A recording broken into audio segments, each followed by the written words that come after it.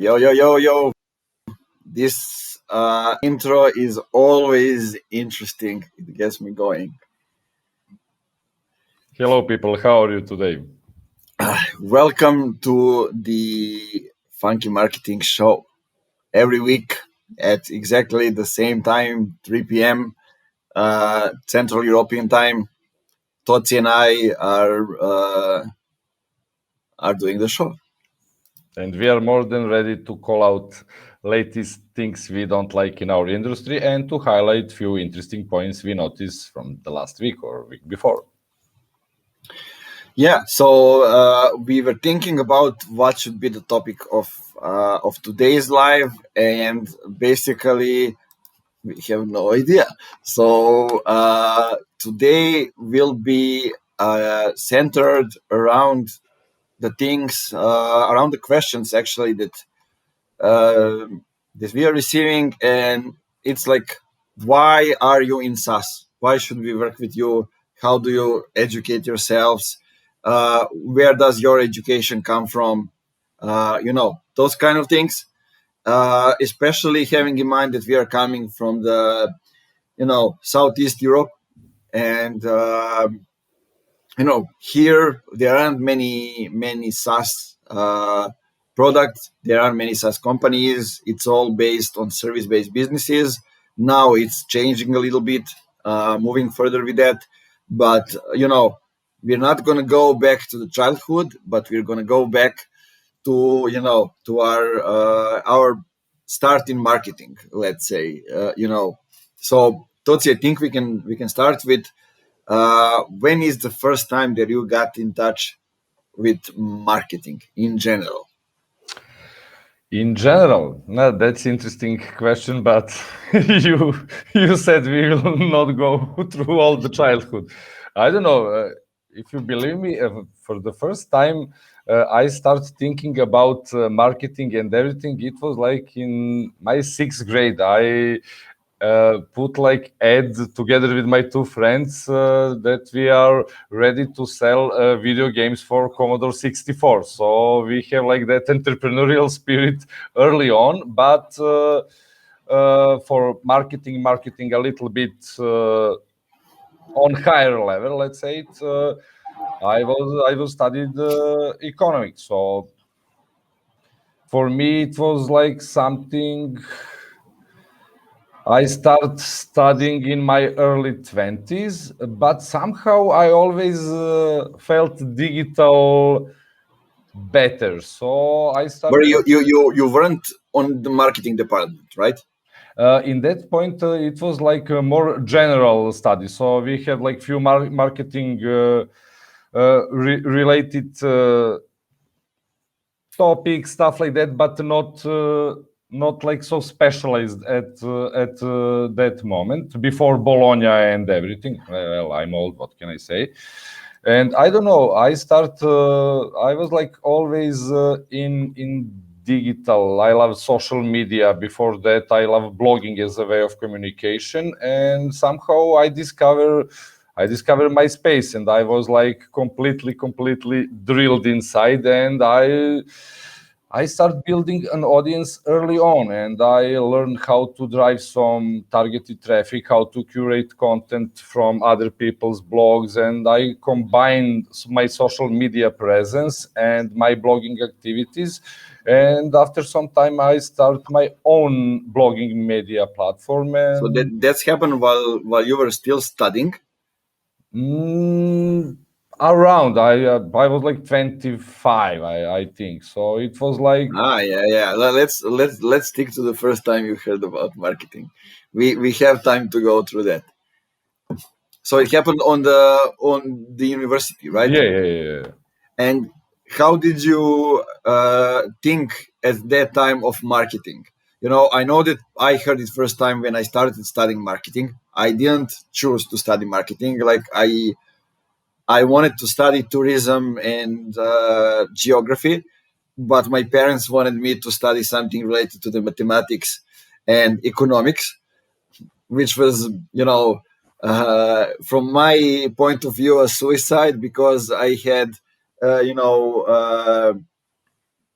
D's and E's from mathematics and physics in the high school, and all A's from all the other uh, you know I understand topics. your pain, bro. I understand your pain. But not because I didn't get it. It's because I wasn't interested in it. I was interested in just enough so I can move on, and so I kind of got into the University of Economics in Belgrade, but wasn't on the state budget. So I needed to move back to Niš, and in Niš they didn't have that department, tourism and hotels. So I needed to, I ended up studying marketing because I said, okay, marketing, I can study that. I had no idea. I thought it was only advertising and commercials, but it turns out that it isn't even close of what we were learning over there. We had one exam, 1 out of 35, named marketing, when we were talking about what kind of T-shirt Roger Federer had in the finals of the U.S. Open back in the days, those kind of things. But outside of that, nothing. I learned how to run the organization, but not how to do marketing. I was learning how many how many corn do they have in California, or certain animals somewhere in the world, totally unrelated things. So I quit, and I went to I founded an NGO, and went into the youth work to kind of learn in a different way. And when I frozen my year on the faculty, I went to volunteer for 2 months in Bansko in Bulgaria. It's a huge ski center, and I chose to volunteer in a hotel in marketing. You know Nice. what they were doing over there? It was it was nine women, all of them smoking and talking at the same time and doing accounting. That was marketing. Interesting. So I said, fuck it. I lasted for 2 hours and I never looked back. So yeah, that was my experience with marketing and starting with it. Nice, nice. I don't know. I also had like some like completely wrong idea about about my studying and everything, and well, sooner or later you will be disappointed, and probably that's the case with majority of us. But then you start learning on your own, and that's probably the most interesting part. How we from like completely different background with completely different background stories start learning and testing things to see what's working, what's not. And I don't know, people, if you're not aware of that, web was like completely different 20 years ago, 15 years ago, especially how Google ranks websites. So it was like Yeah, really really for me, and even for you, like you you're not 10 years older than me, but it's close enough. So yeah, it was totally different. I mean, we barely had phones when I started yeah. my college, and internet. I was going to the to the small internet shops, or to my friend's apartment to go to Facebook. And even before that, when we had what was the name of the Tom guy and MySpace. MySpace, you had basically the coolest music, and that's why chicks loved you. That's the best times. I mean, that's my ultimate goal of how do I choose a female, by music. So that was the dream come true at the time.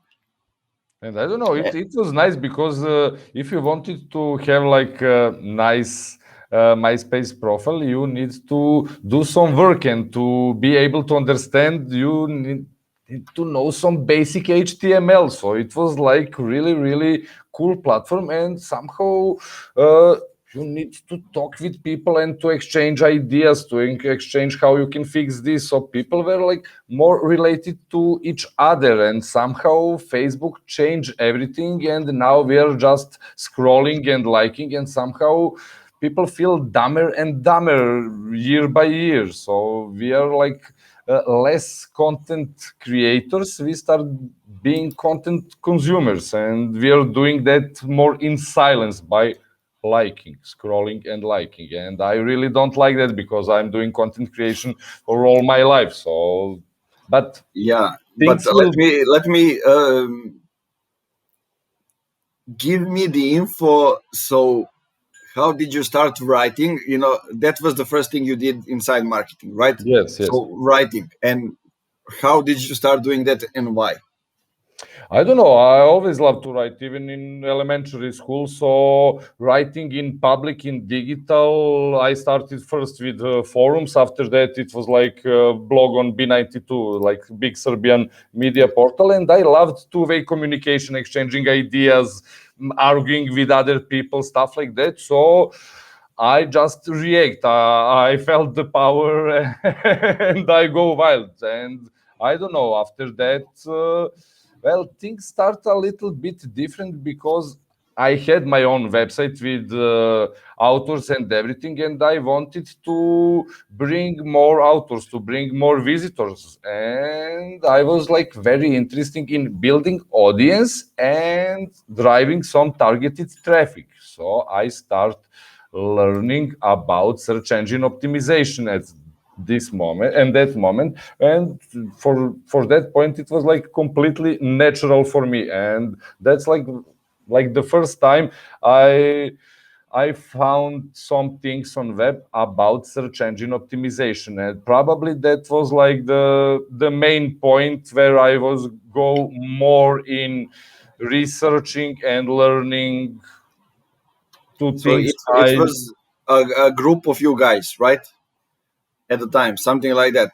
You got yourself together, people that love writing and know how to write, and can found out that, okay, I know how to write for myself, maybe I can do it for somebody else, and then you started figuring things out. Yeah, exactly like that. And I don't know. After, I mean, after 5 years testing, learning things, testing, learning, finding books, finding video related materials about the topic, I was like pretty comfortable. I'm really good at that, and other people start noticing me, noticing my social media presence, my writing. And in 2012 I start working for like really big Australian SEO company, and they're hiring like people usually from Croatia and from Serbia, but they try to bring A players to the team. And I don't know, I So was like, you came as an already established, yeah.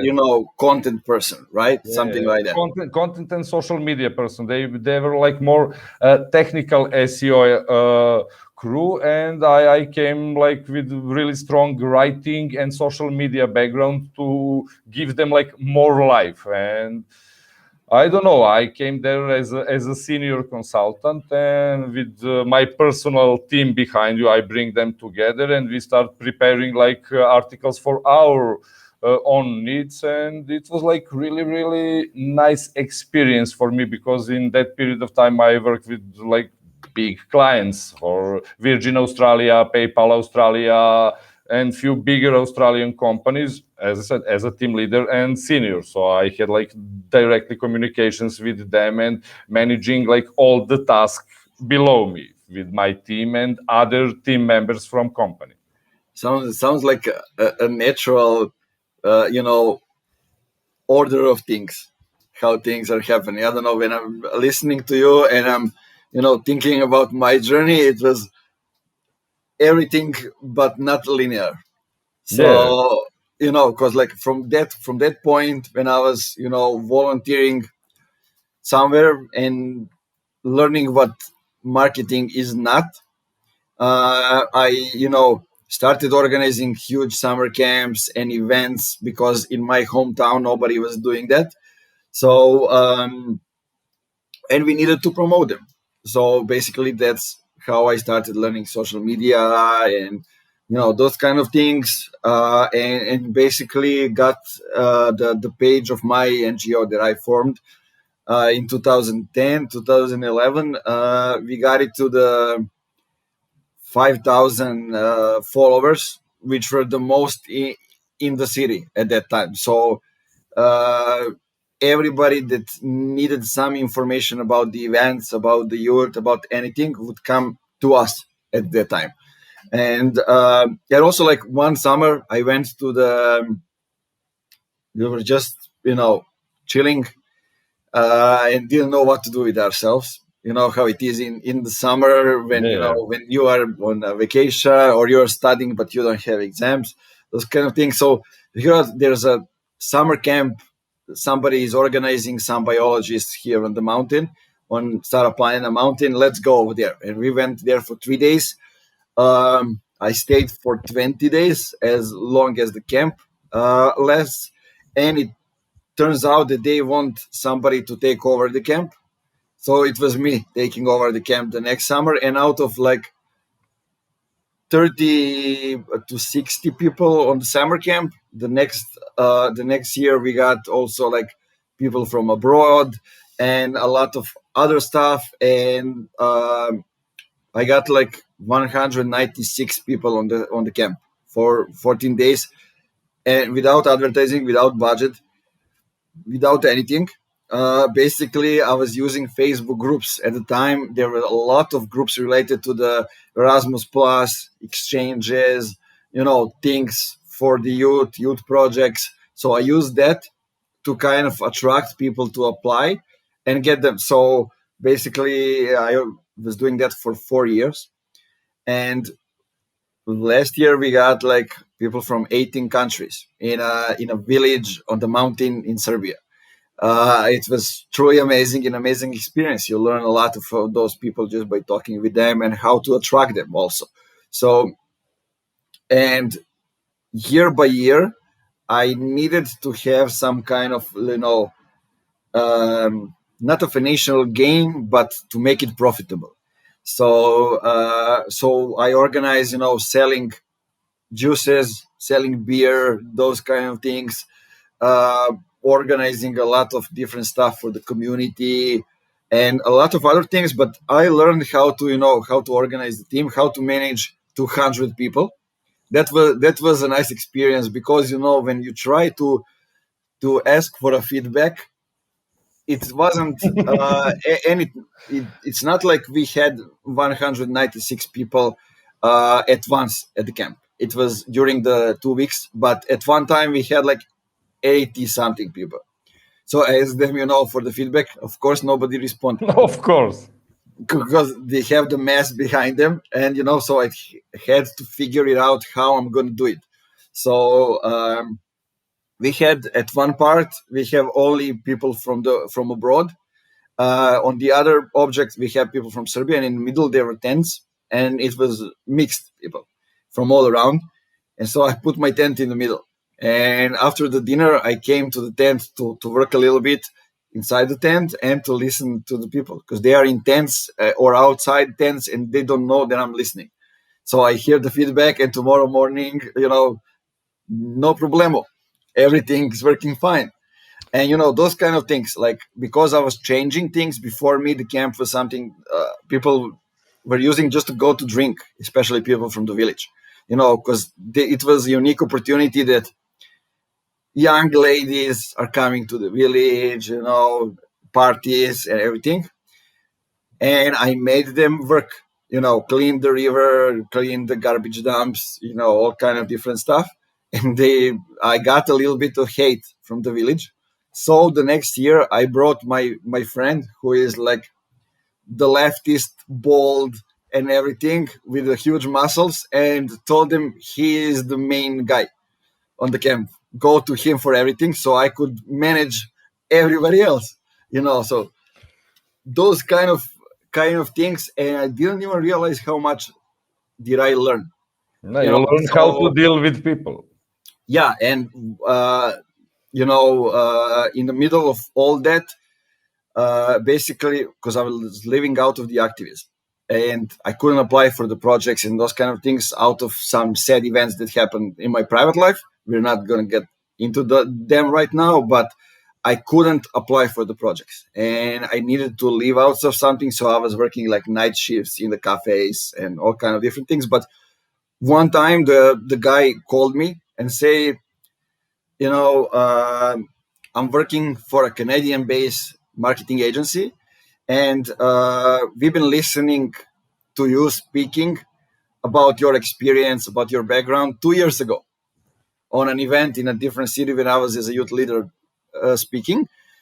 And we have a place for the social media guy in a company. What do you know about marketing? I knew just enough to start. So, but for me, the first month and a half was learning SEO because that was kind of the main service that we were providing. And at that time, SEO was, things you do on a daily level is you leave meaningful comments on articles and other, directories on the internet. That was it. Like, I was leaving meaningful comments for the first 2 weeks. I was like, what the fuck, is this really marketing? But what was really good is that the team over there made me actually read the articles so I can leave meaningful comments. And I was actually learning by doing that. So, back in the times that was link building. Remember those days. Good old days, good old days. Man, I don't know if they are good, but they are old definitely. It was like really interesting because you could make like really nice money just putting out some affiliate site and do some, well, for me as a content creator, I will just go put some like basic WordPress website around one affiliate product. I will prepare 5 to 10 articles. I will link between them, and I don't know, I will do some like basic link building with additional round of articles, and things will start doing. And actually you could easily make profitable website in a day or two, just like that, and to try to test it to improve it even further. So it was like nice time to test things, to learn things, to try to actually trying to find some like sweet spots, keywords without any strong competition. And by doing all this, somehow my, let's say, dark gray hat from the beginning starts evolving. I was like Gandalf, learning new things, and I don't know how Google starts changing the algorithm and things become like more and more complicated. I actually was forced to learn new things and to do things by the book. And after some time, I was like completely content based, white hat SEO. So it was like a journey for me. So who are the guys from whom you've learned from the start? I From know. Is it when we look at the SEO, usually like back in the days, it can be also Neil Patel. I mean, even today people are learning from him. So who? Tell me about the journey. How did you learn from whom to learn? I was like Moz guy. I had like my blogging account on Moz, and it was like SEO Moz in that time. So Rand Fishkin, Cyrus Shepard, even Bill Slavsky, because he do. I was interested to learn how algorithm actually works. So Bill Slavsky with his works was like really excellent choice. For me, and I don't know. So search engine land, the Dennis Sullivan in that time. So that was probably the main sources of knowledge for me.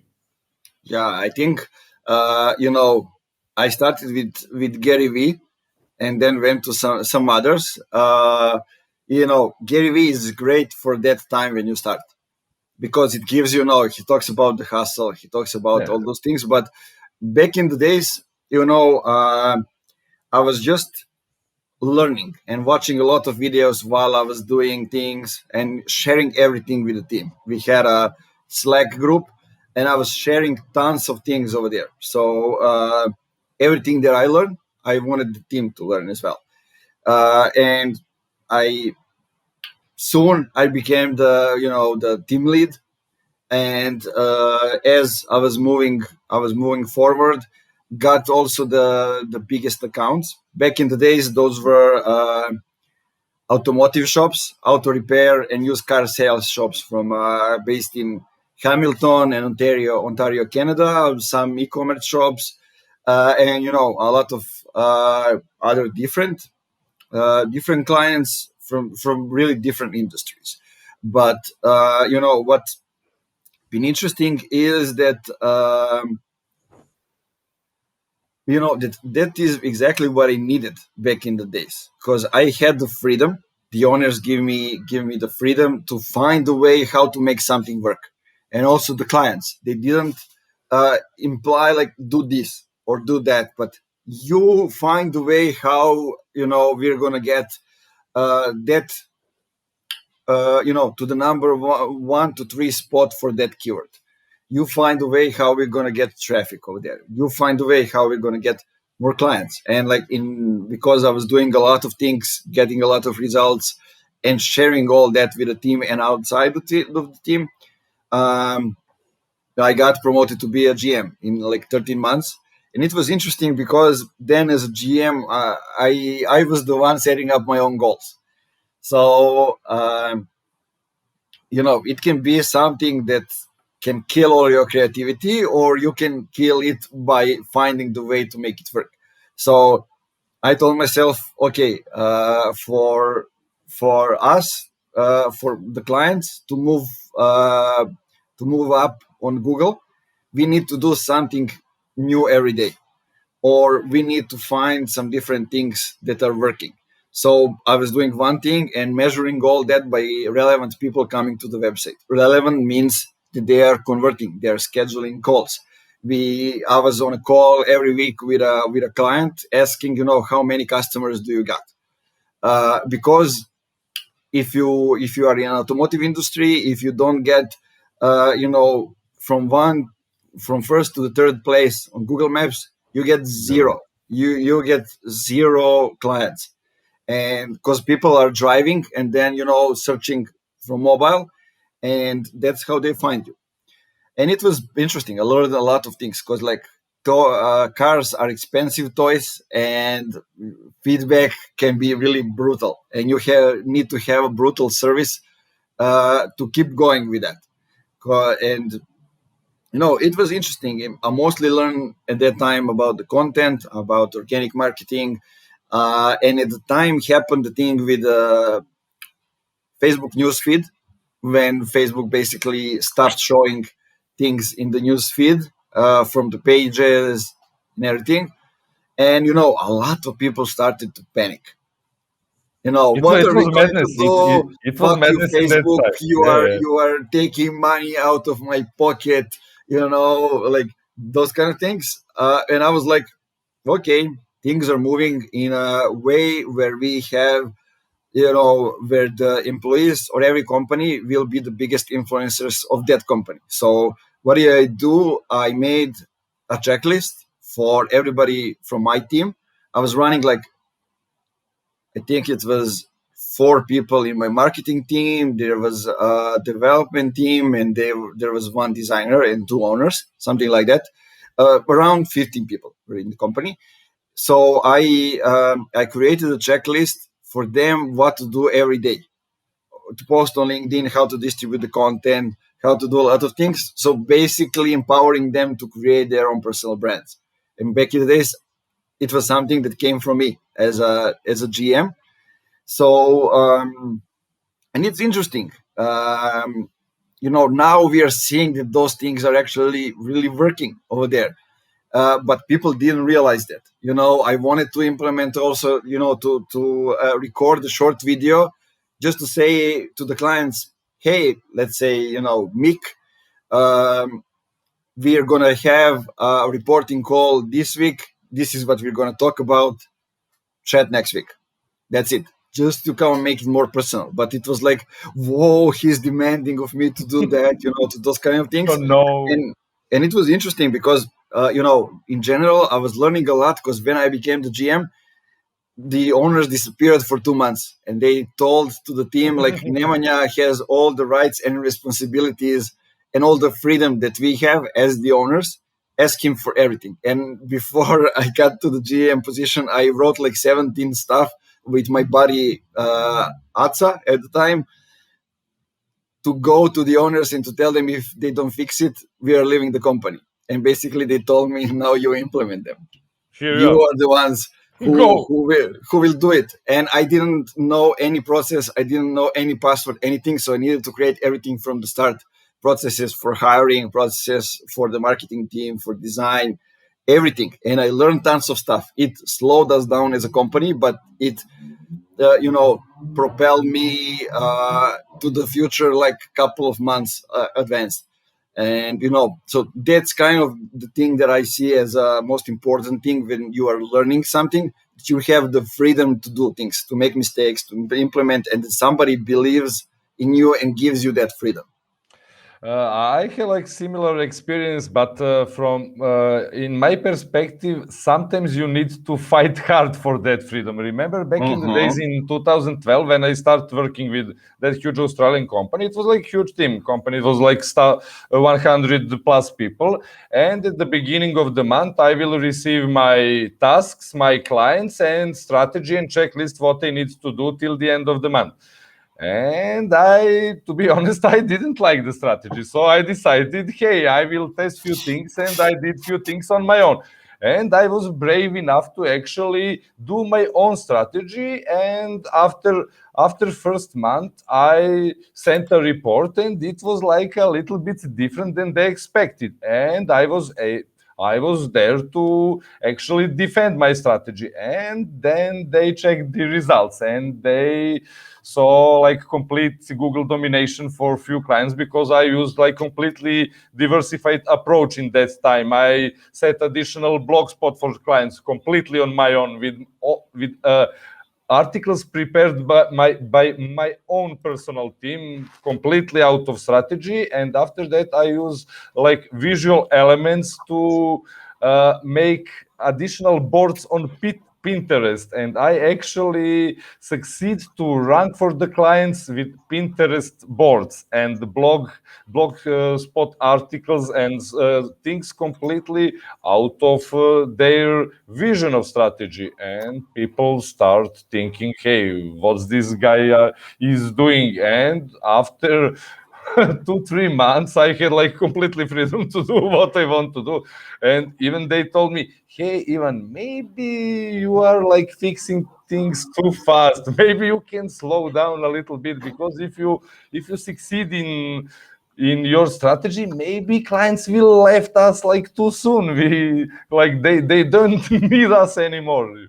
So I mean, freedom is good, but sometimes you need to prove you can do things right, and you can do it actually by testing things, by learning things, and by executing things. Without that, you are just talking, and that's it. Yeah, yeah. It's good that you reminded me of that. Like I was the last one coming to the company, and I was the first ever GM. A lot of people hated me for that. So that's also something to consider, how others Because, are reacting to your success. because And you're different and you put like more energy into day-to-day work, and people usually don't like that, especially in bigger companies. yeah, but there is also one mistake I did when we are already talking about it. That I wanted everybody to be like me. To work for That's a more mistake. hours, to learn the way I learn, to move forward as fast as I am. So I then realized that it's quite okay for somebody to work for 8 hours, to give its best, and to go home after that. That's perfectly fine if they are satisfied with their lives. But then you, as a company, think if that person is the right for what you want to achieve. But from that perspective, it's perfectly fine and it's perfectly okay. everybody has their own goals in life and from business. So yeah, but my that part of my story ended up, I was also doing some sales because we got clients from referrals, but they stopped.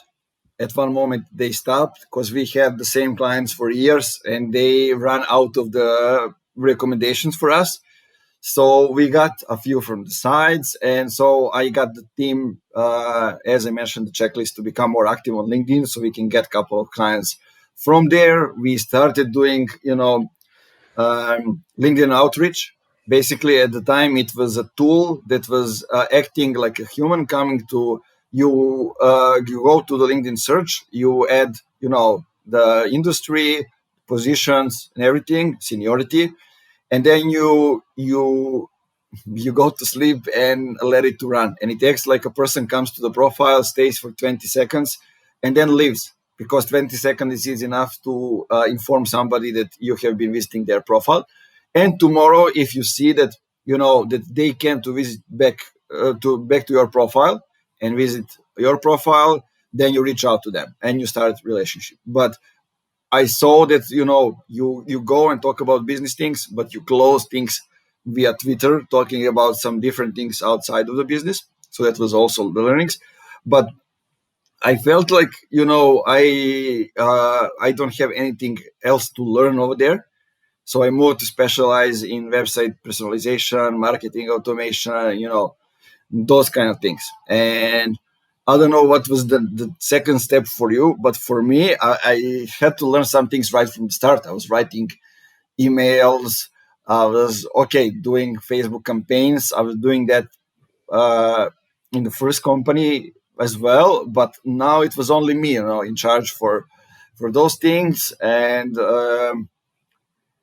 who knows? It's a little bit different because it was performance marketing, and the pressure was a lot bigger, and we needed results now. So it was kind of interesting. So what was your, like, the second step in the career? Let's say the second or the third. At some point, together with my personal team, because I notice, like from early on in that company, that we are doing like link building efforts with not so high quality articles at that point. And I start producing articles for other guys in company, and month by month I hire more and more writers to join me. And at the same time, I love like transferring knowledge and stuff like that, so I start educating them about marketing, about SEO, about things I learn. So at some point we were like more than ready to start implementing our own strategy for our own clients. And around 2014 we were like completely able to do things on our own, and I actually found my own company and everything, so we are like officially doing our own business. And in that point I started doing sales and other things, so somehow my approach was like completely different, and we offer like our strategies, our execution, everything, articles, social media presence, even building websites on WordPress, like full package. And I needed to learn everything and to be able to provide a client with all-in-one solution. And it was like a nice experience for me doing some things for the first time, because I was like the oldest guy in team with the proper background and everything. But somehow I embrace in that time life learning concept, and I was like completely aware that because I love digital and I love marketing and how things are going, that I will be simply in that all my life, and I need to learn not to fall behind. So for me it was really nice time, because I tested the new concept, I tested my strategy, I tested how content creation in different platforms work, I tested LinkedIn, I tested Twitter, and it was like really nice time for me. Yeah, that's good to hear. How did you come up with all the stuff? Because you needed to sell Yeah, yeah, them. You needed to know other stuff so you can sell those stuff that you are already doing, right? exactly, So exactly. one step that I forget to mention is while working in Duo, the agency at the time, we were also with the existing team developing a startup, and this is where I work with our buddy Vedran, who is now director of marketing in VanillaSoft. We work together on a startup which basically awards you for taking care of your car. And he was in charge of all the operations. I was in charge of marketing. It was basically a couple of guys, but it was also a good additional experience. And a sister's company to that agency was also the JTON, which is the global leader in email archiving. So I was also learning about those things, and I was working with them at the time when Hillary Clinton has some affair with email archiving and those kind of stuff. So learning early on how to do marketing for the company that needs to keep things uh, low or secret, or who cannot tell about about things. And it was interesting, but like one thing that stood out for me is when I come to work for an agency based in Serbia, I was like, okay, on the global market, it's going to personalization, everything. So not only through software, through those kind of things, but also in the visuals, not using stock photos, those kind of things. So we had a client, a big company that works with accounting software. And I was asking the agency owner, why do we have like people in suits as stock photos all around the social media, nothing else? And he told me because that's what's working. I said, come on, there's no way. Try it. We tried it. First it was some animations that work in Slovenia, because in Slovenia that's how see the accountant. They're talking about this in a different way, but you know, then I tried it, and nobody was reacting. Then I moved back to the stock photos with people in suits, and it wasn't like 100 or 200 or 500 likes. It was even 15,000 likes and comments, and it was like literally crazy on each photo. And I was like, okay, each market is special, and you need to learn how people are looking at things on those markets. So that's what personalization really means. And it was interesting. So we got, we just use stock. I think we use all the stocks photo from the internet with people in suits, like men in suit on a ladders, man in suit in a boat, man in suit on the moon, like everything. And you learn a lot of stuff, and especially because most of the clients were B2C, you are working directly with people, and you learn a lot of stuff of emotions, of how Facebook ads are working, how Instagram ads are working. Back in the days, it was Instagram started with follow for follow, or some other things, so you learn that as well. And basically you are dependent on the results, and that's how they are measuring everything you do, and everything is under pressure. I made a lot of mistakes. I was the director of operations and in charge of some of the biggest campaigns. I made a lot of mistakes, like under the pressure. I didn't even realize that I got scheduled some of the posts to be in a different language, Oh, and I came back to check them out, and it was okay. I didn't realize the mistake, so I was punished with 20% of the salary for 3 months just because of that. But I was happy because it was a difficult client, a client that I didn't want us to work with. So I was happy. I was okay. Take away 20%, go. give me the freedom not to work with a bad client. So at that time, I was already thinking, that I don't want to work with anybody.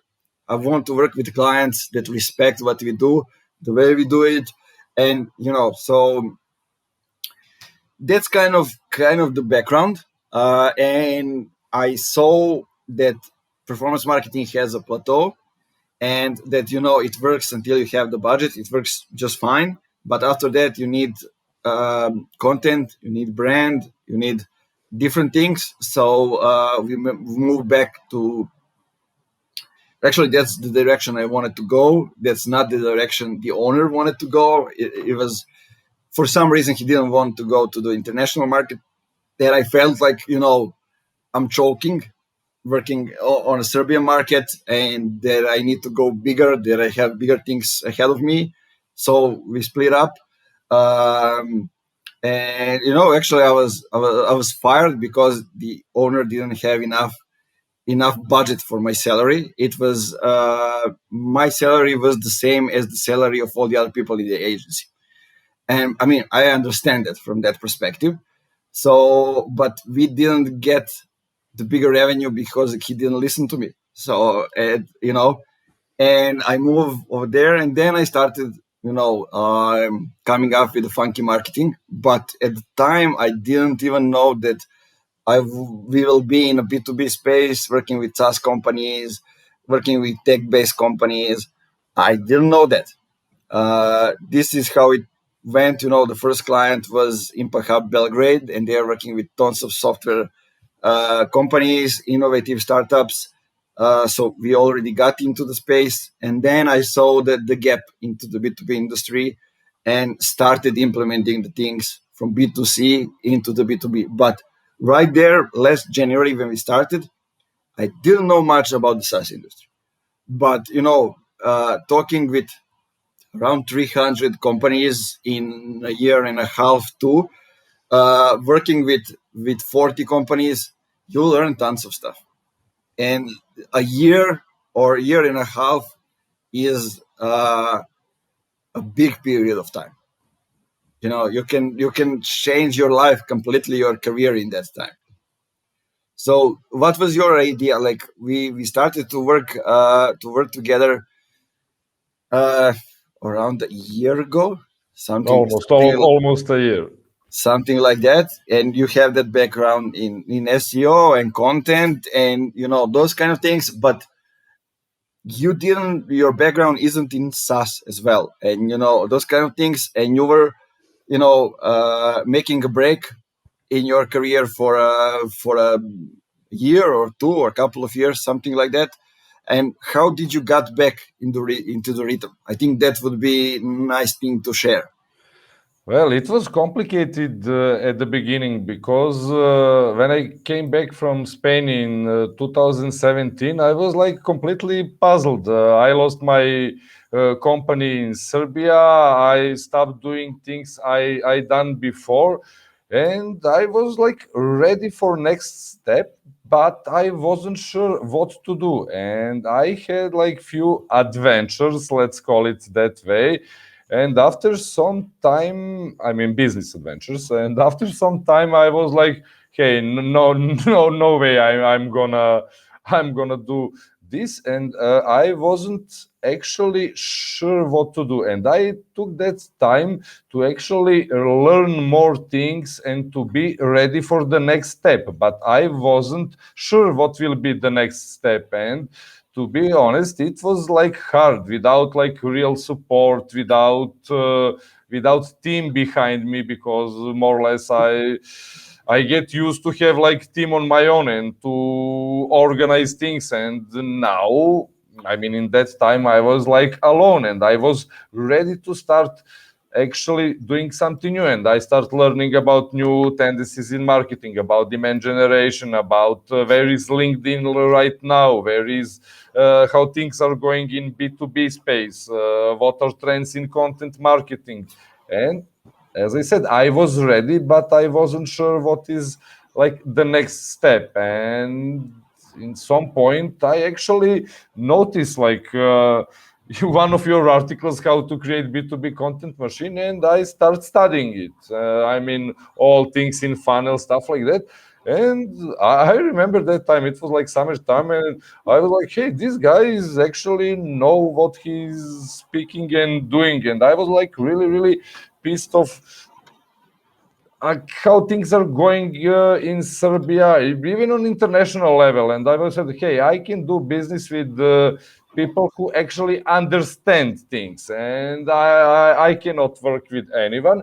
And I actually approach you, and I had like plans to move to Belgrade and to continue my career a little bit different. And we start talking, and after few, in my perspective, really, really nice opening talks, I decided, hey, I think I can work together with this guy, and I will learn everything I can in any possible time, and I actually did it. So somehow I feel I'm not behind. I don't feel like I had a break at all now, but it was a little bit hard at the beginning. But I was like fully motivated to do so as fast as possible.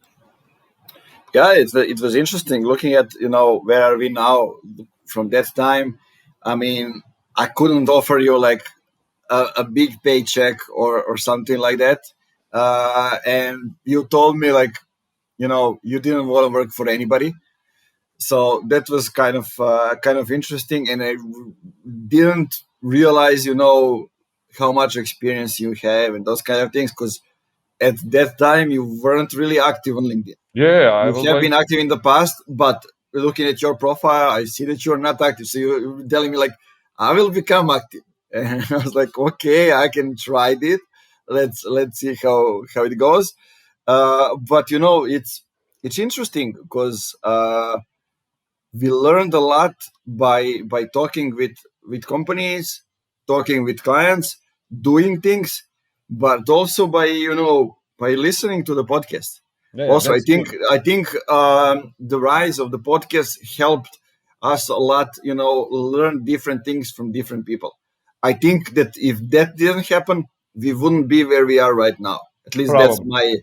that's my experience. I couldn't get that much out of the books or from somewhere else. So I think that helped me a lot, and also that you know that other people started to appear and to do the same things kinda.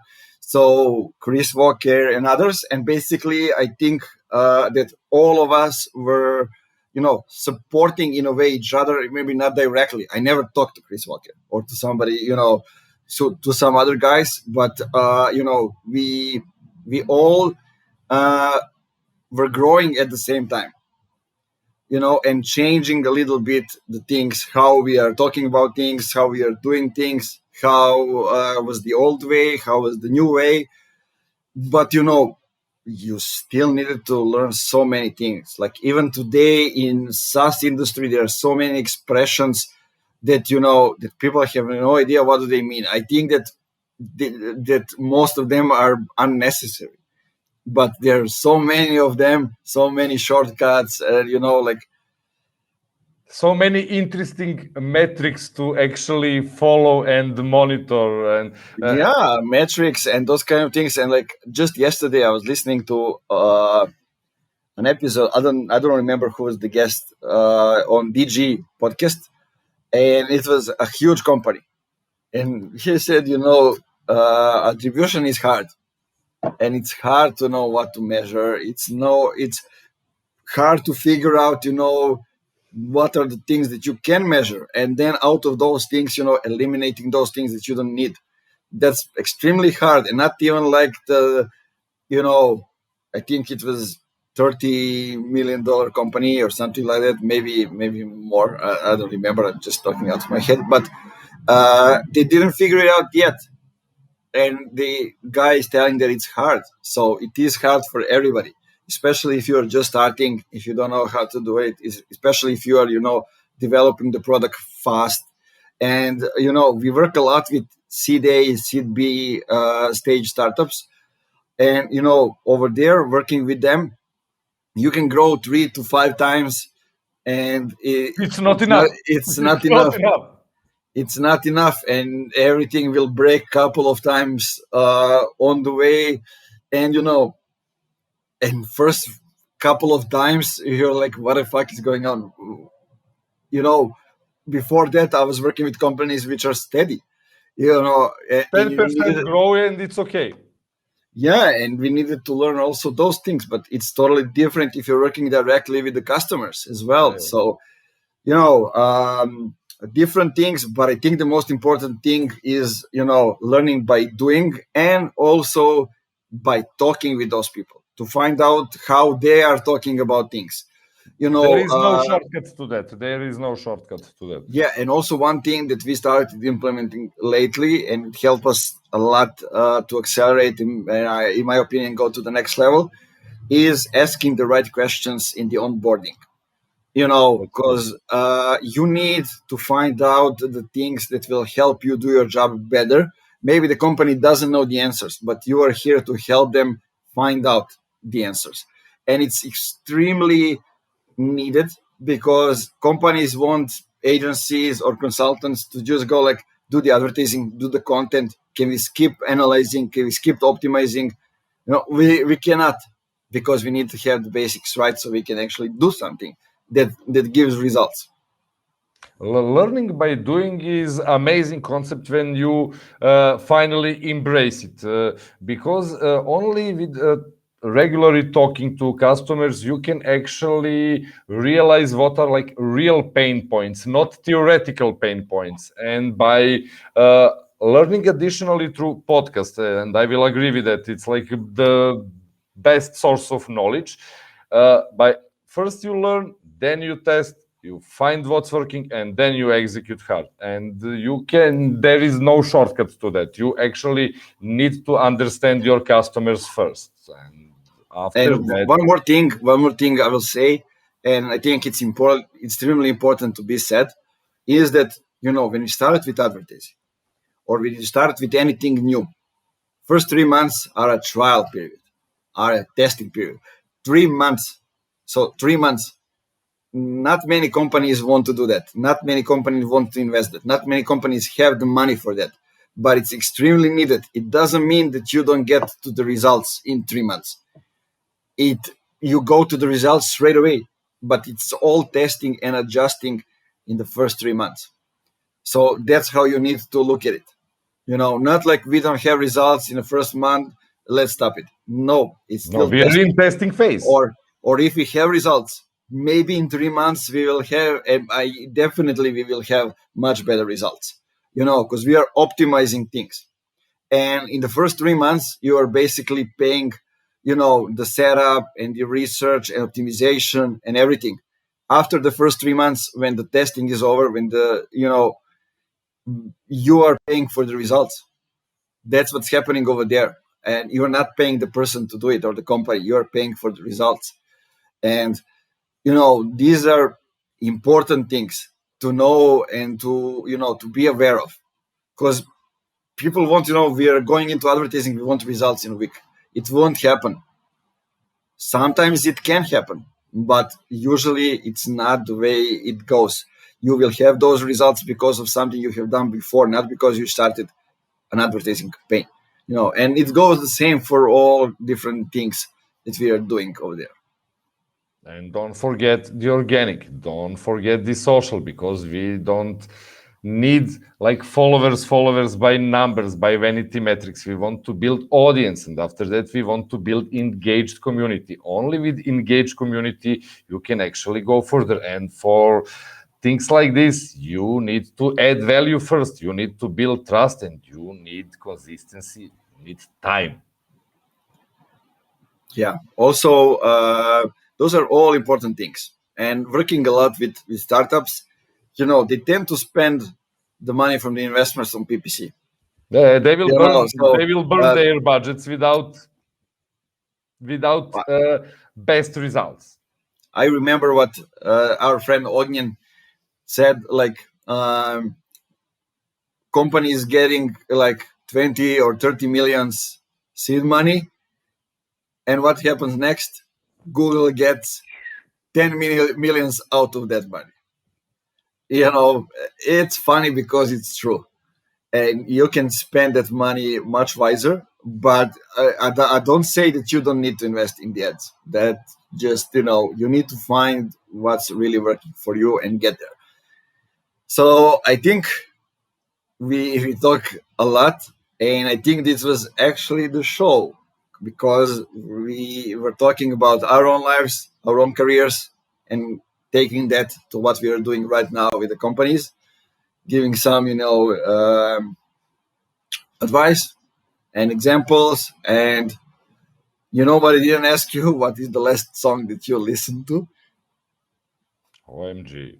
Man, I'm listening radio station. Don't ask me that ever again. For me, it's like really, really background noise. That's the point. You need to focus on one. I'm trying to focus on our work. This is like just background voice. Nah, listen. You need what I think it's the good thing for everybody.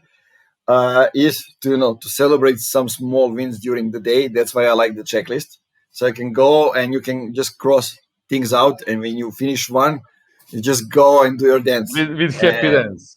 Or go and drink coffee or have a cigarette or whatever it is that you're enjoying, but celebrate it in a way that you want to celebrate it. Like take the dog out. That's celebration for both of you. Yeah. So those kind of things are extremely important, and I like to to play loud music or something like that in the middle of those kind of things to make the small breaks, just so you can keep fresh and go out of the things and leave the pressure out of the room. I think a lot of people are constantly living and working with pressure. So that's why I'm asking you about the last song. It's not about the song. I think you're doing well under the pressure, and I think you learn this by playing basketball professionally. Because I had similar experience when I played chess professionally, and I'm like from my early ages trained to work extremely well under the pressure. So for me, pressure is okay. Yeah, who knows? I remember when I was a kid and my father was playing basketball, and we like local team from Pirot, a small town in Serbia, was playing Michigan State in Pirot. Like it was all black, I think, at the time, and I have a picture when I was like up to the knees of a basketball player, and you realize how life is different, even when you're that young, like somebody came to from the US, from the country where the basketball is born, to Serbia, to the small city, to play with your hometown team, and looking from the perspective of a hometown team, it's like, oh, we gotta beat them. It's the once in a decade, in 100 years chance, Yeah. and there are two perspectives. So I always try to look at the two perspectives. From Michigan State team, it was like, okay, let's finish with this game again. I don't know who are these people, but we are here on the tour. We are enjoying. I have I don't remember what actually was the purpose of that. I was too young. But from the local team, it's something that's in the books about the history of period basketball. So It's about legacy. Come on. perspectives are very important in life, and the way you look at the things, like uh if I if something will get me out of the comfort zone, and I need to do it to get myself to the next level, or if something is going to make me calm and I need to be calm to do the task, then I need to calm myself by doing something. And those things are extremely important, and I think we recorded the movie of an hour and 4 minutes, 5 minutes, so I think it is the record when it comes to the funky marketing We are preparing for show. 24 hours live. Yeah, I think that is something we need to do, but we need to find out a lot of music dancing which is not radio music, And but guest we can list. we can Guest dedicate list. we can dedicate 1 hour to radio show Yeah, out of the we can 24. actually do it. We just need maybe 20, 30 guests and we will just do the rest. Yeah, you think we can talk with 30 people in 24 hours and live with a voice? Easy. Sounds like a challenge to me, and I think it's easy. Yeah, but only if guests are also the cat, the dog, and, In you know. 24 hours, everything could happen. So don't worry. Something will just jump. Yeah.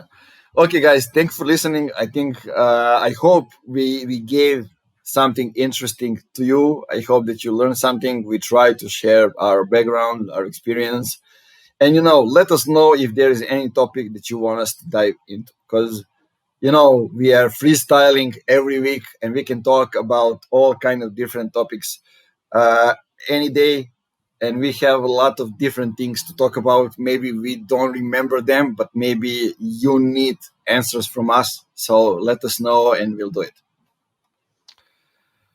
People, what can I say? It was like nice time. Next week, same time, join us.